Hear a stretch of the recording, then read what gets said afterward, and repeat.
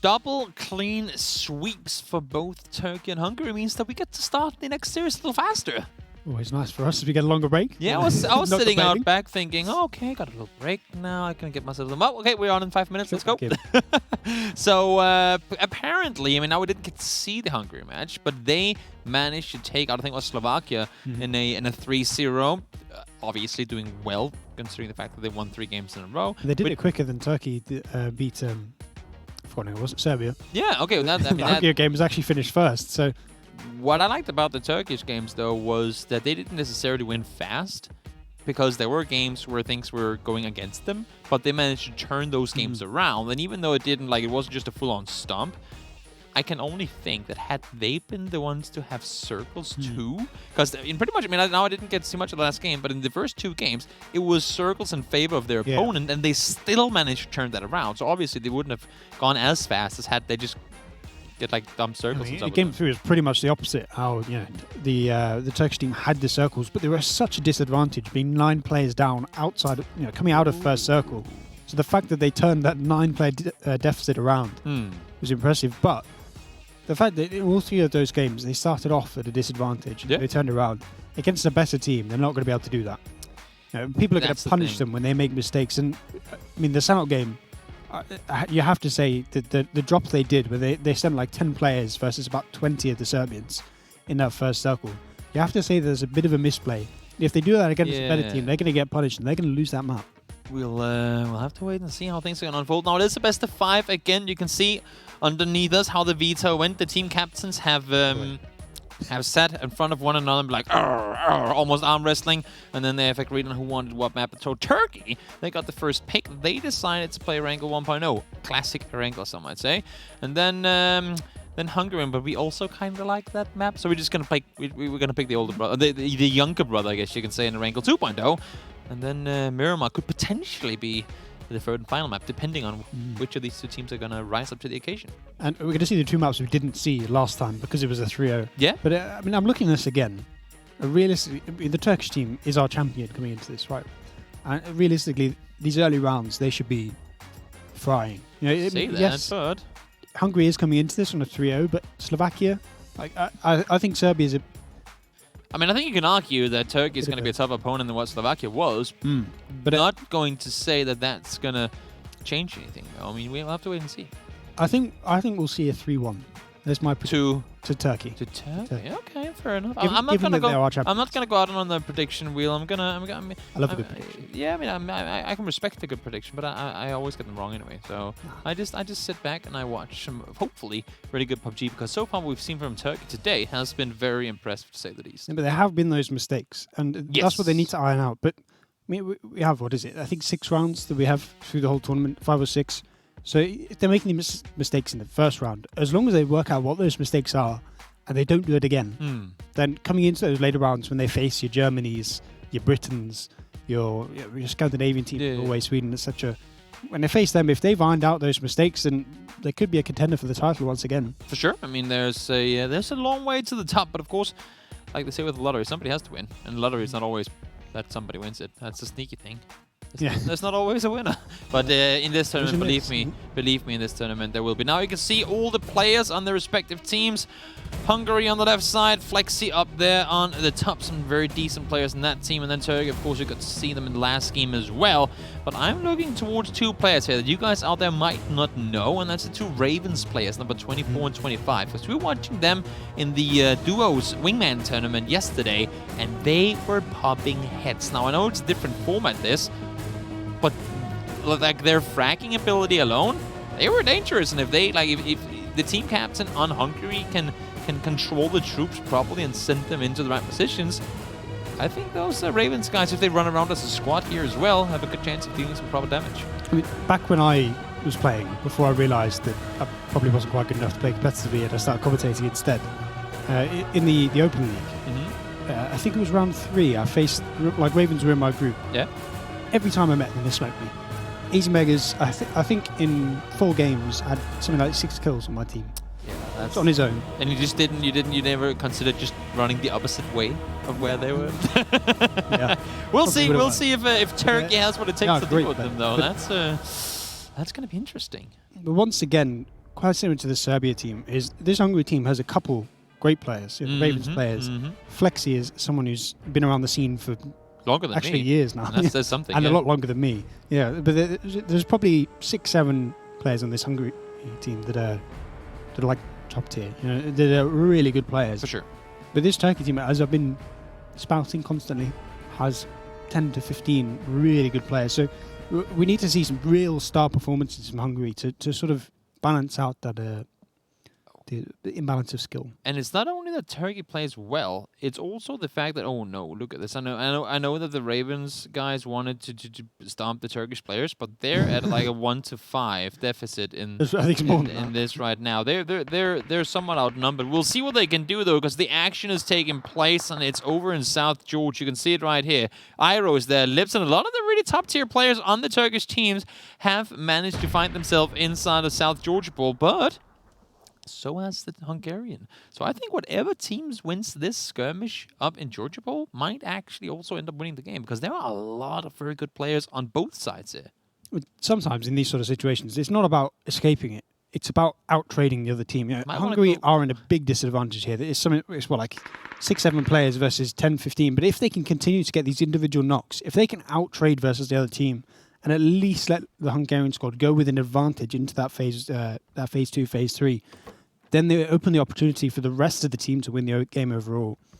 But it's all of Hungary's best players. Oh my God, Iro, he was waiting for it. He knew it was going to be right around the corner, and he took him out. And, well, I mean, if you're Hungary now, you lose one player. Now, you know, Iro's around.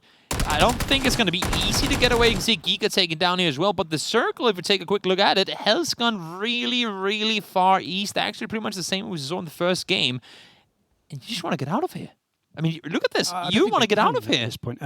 If I'm the players on the Hungarian team here, my only thought is getting kills. Honorable kills. Honorable death. You're not going to get out.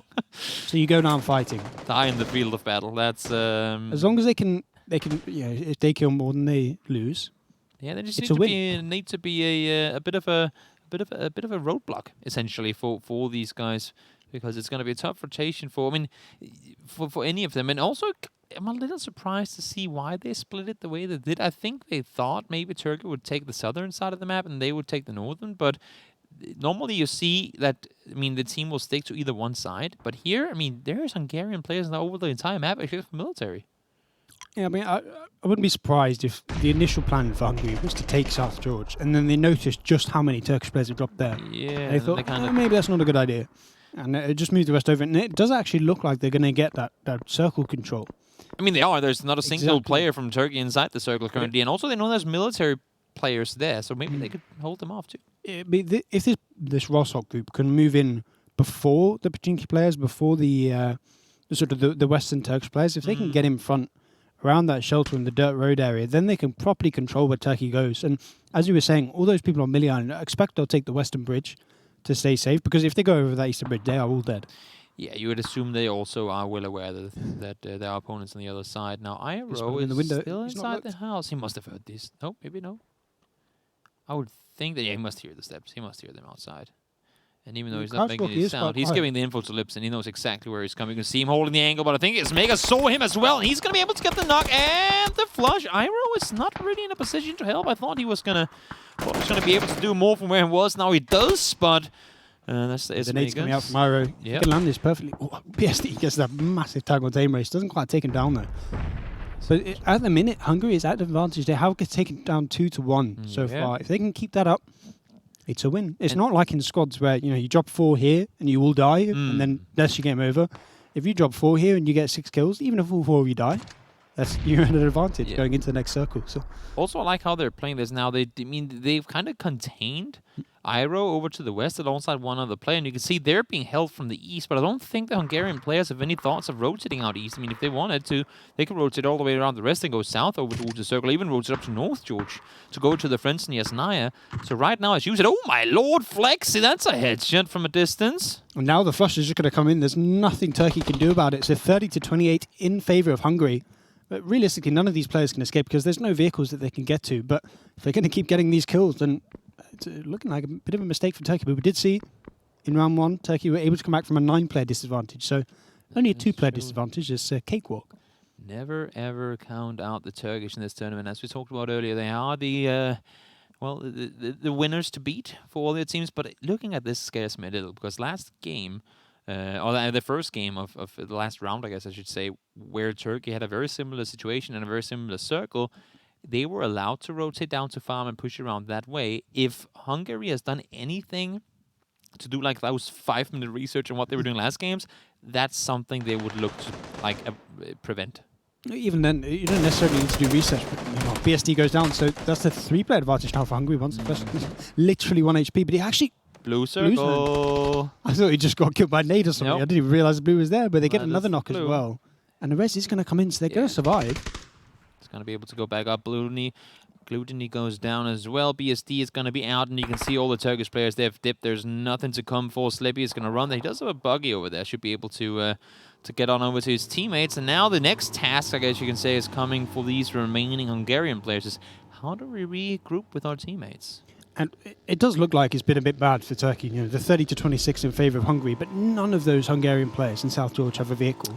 And they're 3 kilometers away from the circle. They can take a boat and sail to Razak, hopefully find a four vehicle. I mean, honestly, they can take boats and go to Yasnaya and regroup with their teammates there. Because I don't expect. I mean, you can see Turkey is actually doing a good job at not only taking all the cars for themselves, but also preventing any vehicle rotations out from those remaining Hungarian players. But they might actually be better off taking a boat spawn up towards the crates area. There's usually a boat spawn up and around there. And see if they can make their way towards the circle. Because if they keep running east, they have got to be aware that there's no circle. And right now, for the Hungarian players inside the circle, you better damn set up a perimeter. It does look like they're just going to try and run it. So I'm just looking at that and thinking, I don't think any of those players would be able to make it to the zone. I mean, unless they find would surprise that, yeah. That would but if I'm those Turkish players, I'm clearing out that entire area, popping tyres if I'm not taking the vehicles. And because even though they've lost 5 players already in that gunfight, there's 7, 8 Hungarian players there. And as we talked about as well, it's a lot of the very good players. Like, I mean, fracking power alone, a lot of the very talented players on the Hungarian team are the ones that are currently trying to get out of the blue. And running down towards crates, I think it's a big misplay. They knew there were people around there, and they should be aware that there's no vehicles in that area at all. Well, I like what Hungary is doing here. They're taking the power positions in this circle. We spoke about how shelter was sort of a bit of a rough position to take. We see that Hungary has just left it. They're not interested in, apart from the 2 players that are driving to it at the minute, but they've taken these compounds. They're going up to heaven as well. So they're taking all of the central circle pretty much. If they can get some into mansion as well, then it becomes really rough for Turkey to do anything except play the south. Yeah, Turkey would essentially have to push underneath prison, but there are still what seems to be 5 players down and around... in and around Milta. They would have to cross up, but it seems like Turkey might actually be able to cut them off here. It's all about really where those players go. I would expect they're just going to go all the way east, maybe try and take the sort of red mansions east of prison, or even go all the way up to the hill. I mean, I would go up to the hill if I could. I think so, but it looks like they're going to stop. And they're chilling, maybe just regrouping. I mean, they are split. They are spread quite thin down towards Pochinki, so set up a perimeter, wait for that next circle to pop in 20 seconds, and then you can... we'll get a little breathe in and try and figure out what the game plan is going to be, because I think right now they're just waiting. It seems like none of the guys towards the west has found vehicles yet, so we might not necessarily real soon because it's only phase 2, but we might start seeing some names pop up in the kill feed soon. One thing worth pointing out is that the more circles behind you are in the blue zone, the more damage it does. So now they're actually taking more damage than they would. And look at how massive this is in terms of the game too. There's so many players they have a life that they cannot utilize at all.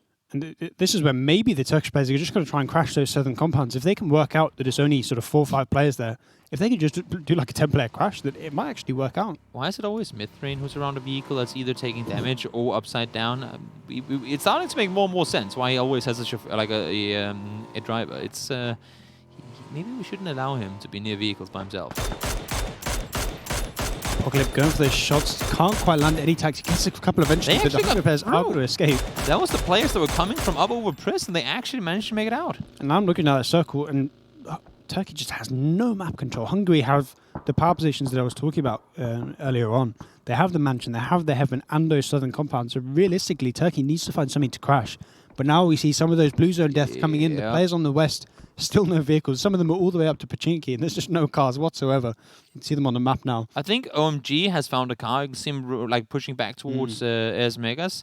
And that's essentially what he wants to do, just taxi people back and forth towards the blue, but it's just so damn far away, and it's a lot of players who are out there too. I want to say 8 or 9, and we've already seen 2 deaths. That's so 1/3 of their army. Yeah, we're looking at actually full third of the Hungarian roster is dead. Very, very... Can we make like a really quick flyover of the west coast from South George down towards, like down to the coastline? Because they were running straight into the area where players were coming from. There's got to be boat spawns. There's got to be... There must have been a better plan than running, like backtracking, essentially, the Turkish teams. They've got to know that those vehicles would be gone. I don't think they were quite thinking ahead and thinking, you know, the Turkish players took the vehicles in South George. There's a buggy. Look to the left. Well, that's 2 people. You're not seeing it. Okay, then you just don't deserve it. If you don't even see the 2 buggies... Oh, now he does it. No, does he? No? Hello? But already, they're just losing players left, right, and centre. They've already lost 2 to the blue. They're all dead. That was a driver right there, OMG. That was a driver. There's no first aid, 13 bandages. He can still heal through it for now, but... not anymore. Yeah, this phase 4 pops, and they are 3 circles behind now. They are all dead. This is a big mistake. They should have run to the west coast, in my opinion. Look at I like this flank around from both Sixmo and from Genso and Beautiful Death as well. These guys are all dead. They're all dying. That's just Hungarian players not making it in. You look at this circle. There was nothing for the Turkish players to play. They need to find an aggression. 2.0. But what I'm sort of seeing here is if they can try and push on the north of Mansion and get control of that at least, they're going to take out half of what's left of the Hungarian roster. We'll have to see if that forest comes in as a benefit for the Turkish, or if it becomes an area they'll get pinned inside. Now, Heaven is in still, but as you can see, it's in the very corner. So essentially, you'd see all the Hungarian players at some point maybe push into Mansion, unless if this circle goes southeast, that's where it would get extremely difficult. And all these players on the north, the Hungarian rosters, have spotted the people in the forest now. The Turkish players trying to flank. So now it's all about trying to survive for the DA players, for Polanaruk, for Genzo. You know, where do they go? There's not really anything they can play on that north unless they can make a successful push onto the Mansion. I have to... I'm very curious to see this next circle, because it could potentially be make or break. But then again, I mean, we've seen Turkey, and that's where I have more faith in Turkey. Be in positions where they don't have that compound, where they don't have that position, and still be able to outplay their opponents, despite them being in the worst position. But the kill feed is going the way of Hungary at the minute. A lot of those northern players starting to get knocked, starting to die out. Turkish players do have control of Kingwin Dip. Right in the middle of the circle is probably the best position outside of the sort of the south of the Mansion, left in this circle. But there's only so much you could do. There's only sort of enough room for about 3 or 4 players there. I mean, they do have, what, 13 or 15 vehicles, so they could make quite a decent fort, or like a wall around there if they wanted to. Now, more players are rotating up towards the forest on the eastern side. You can see all these, I mean, 2 of 3 positions that the Hungarians have are either on the edge or almost outside of the circle. And I think this is the push that's going to win or lose the game for Turkey here. If they can take out at least a 1-for-1 trade on these players in the Mansion, it doesn't matter if they necessarily lose the fight, because they already have that player advantage. As long as they can get the trades, as long as they can do a lot of damage to this big congregation of the Hungarian players, then you have to look at the rest of the sort of the control of those Turkish players in the middle of the map. I think that they have to be the favourites to win this game. I would think so. I'll have to wait and see. Well, Derek, they're outside. They're only 6 players, though, trying to hold that top. You can see Slippy is coming up to help now as well. Kalimdor is trying to push back towards his teammates, and they must know at this point there's a lot of traffic on our eastern side, right, guys? Because none of them are moving in vehicles, and yes, they're shooting, but there's got to be vehicle sounds all over the place in that forest, and as you can see it too, the circle's pushing in. It actually looks like they've sort of given up on it, because they're sort of ferrying the players back and forth. Yeah. They're trying to bring all the players down to the south now. It's sort of relying on that circle shift as we are actually where it's going to go, and it's just straight towards them. Oh, that is massive. But still, that southern Mansion area is going to be really strong. And if Hungary can at least get some good trades here, at least take out as much as possible of these eastern players, they need to. And they can play all around the Mansion, but they need to get that aggression going now. And if not now, then 2 circles ago, because they just got shifted out from a lot of their players. They need to push out all their people in the Alamo on the western side. They need to, well, I mean, essentially play their entire team around 2 or 3 different positions, and it's so far in the open. But this Western Alamo, they still have a couple of vehicles over there. I think that group could maybe try and make a push into the Kingwin Dip, where we see only 1 or 2 players. Turkey are actually leaving the dip, so if the Hungarian players can get in, it would be great. But actually, they're going to go all the way around to the Mansion. And it looks like we're sort of going to get a north-south divide here as Turkey has the dips and Hungary moves into the Mansion And But the funny thing is now that once we're again- going to be so late in the game that flanks aren't really possible because the map is as small as it is. It won't really be easy to flank. We do have Polidera kind of by himself. He got again- left behind. Oh yeah, again. That is true. He is the hello, over here. Hello. You forgot one. debate. Because the thing is, once you see one player, you have to expect there to be more, right? So if you can force their attention north and then allow for them to take even more space, that would be pretty effective. This kill feed's looking very blue. As I say, that beautiful death gets killed, but the dip is sort of not really paying out for Turkey. The fact that Hungary has control of the southern mansion, has control of the sort of the high ground in the circle. It's not really high, but the higher ground is sort of playing to advantage. But these nades are perfect. Getting kills. And all of those players there are down, so they're not actually flushed yet. Actually, Hungary's down to about 15 players here. Essentially, that was their push forward, trying to make the space. And now you can see how in Turkey, they're just hard pushing off of it. Polidera sneaking. He's going to come right behind the compound. Whether he makes that aggressive play now, if he waits maybe one more circle, if he has some nades, he can use that to get some kills without really being spotted. And this is the issue you just saw it with Bins there from Hungary. They're just caught out miles in the open. Like, they're way out there. No cover, nothing at all. Beautiful Deathman thrown down. He does get naded. Next nade should be able to take him out as well. Well, Derek's still alive on the backside, but this is not easy for them at all. But I really like the patience from Polidera here. He's recognized that at the minute he's just going to get that one-for-one trade, so he's just going to leave it, wait until that big group is in the open that he can use his nades to kill. But you can't leave it too late, because if the Turkish players in the center start to go down, then he's going to be left in a really disadvantaged. They have no idea. Perfect. They have no idea. They're like, where does that nade come from? They have absolutely no clue. Polidera, one more should be able to be thrown in. They have no clue that there's a guy behind him. Now he does get spotted and nades himself because of it. That sure as hell was unfortunate. But I like the idea. He gets the Molotov thrown in there too, actually. So the knock player does go down to 2 kills for him. But unfortunately, it ends there. Now Circle shifts towards the southwest. And this one has Turkey written all over it. Yeah, and although it looked like a bit of a mess, still a 2-for-1 trade is brilliant at the end of the day. The fact that Turkey already had the player advantage to make it an even bigger one for their team, and the fact that the circle now has shifted pretty much onto the central stack of the Turkish roster. I'm not sure what Hungary can do, bar if they can make a portable red zone with all their nades in the middle, maybe they can get some kills, but we just see they're getting ripped apart left, right, and center. If they try and crash here, 2 more go down on that rock, Calendar and Rip going hard. Yeah, I think they have something like 5 or 7 players left alive. There's so many knocked players on the Turkish roster, down to 13 now. And Turkey are starting to take control. The push comes around the western side for Hungary, and this is going to be the final stand. Yeah, we just see this one tiny dip is all the Hungarian players have to play. They are getting some knocks still, so if they can at least try and take down the players, but meanwhile, Dog SRS is making a push on his own. Gets the 1 down, gets 2, I think, actually, but Hungary now is starting to come back. 11 to 19, it's still possible. They're just sending it in, running people over. There's people everywhere. And right now, Turkey seems to be the winners of this, down by double digits. I was going to say 19 to 8 so far. Plenty of knocked players. I think it's only 2 or 3 left alive. Slippy's coming in behind on the bike. He's going for the run over. He actually got 2, He's just plowing straight through. This is the cavalry that we've been waiting for. And I think we're down to only 1 player. I think it's just Span by himself left alive. It is 19 versus 1. What can he do? Finds 1. Nothing more is going to come of it. Slippy Cirque with the victory lap there. Hungary out of game number 1. But then again, I guess we can argue that this was the map pick of Turkey. So of course they're going to win on their own map, right? Isn't that Counter-Strike? They're going to win on their own map. Once again, for the 4th map in a row, we see a little disadvantage early game from Turkey turn into them just making a massive outplay. Yeah. And taking it into a massive advantage. They were down, I think, 5 coming out of South George. But the fact that they took all those vehicles, shot out all the tires, meant they got like 10 kills for free. To me, the biggest mistake wasn't something they did well.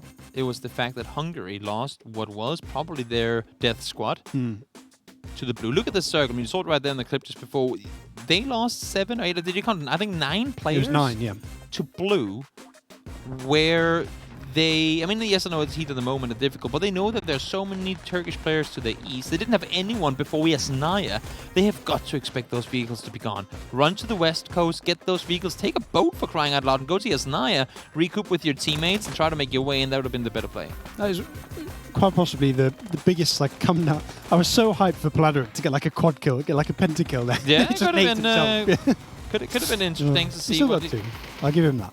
The self-made was. It had the potential of bigger things that flanked, and also he spent so much time flanking to then only get 2 kills. I think he was a little mad about it too. They won the game, so I don't think he cares. But that was why they won the game. It was all Paul Derek in the end. Well, I was speaking about how the Hungarian players in South George, their only thought should have been for those kills. Now, I've been saying that in phase 1, and we saw they did go a little bit aggressive. They got I think 5 kills while they were there.